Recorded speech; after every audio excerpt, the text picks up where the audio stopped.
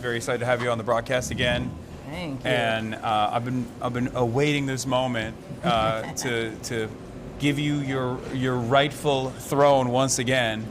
Oh. Part of the reason why I was very frustrated with what happened is because, I mean, I think right now we are already aware of corporate PACs and the way that they subvert American democracy, the democratic process in general. But you were one of the primary victims of AIPACs' unlimited money faucet. They dumped $9 million on your race.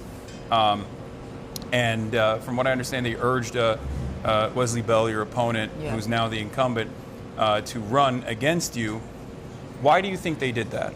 Yeah, a number of reasons.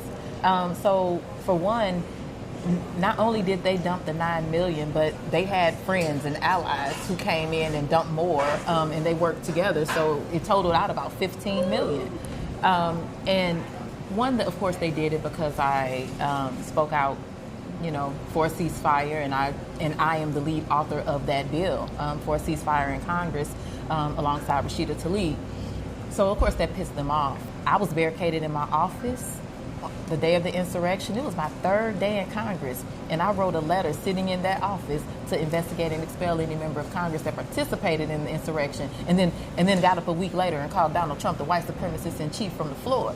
So they didn't want that kind of energy. It kind of feels like saying the truth and being correct, but too early, is often punished in American politics. Yeah. But do you feel like the tide is now shifting in our direction, where people are actually demanding real fighters? I absolutely do. The tide is so different. Now people are coming out, speaking out, saying, I'm not taking AIPAC money.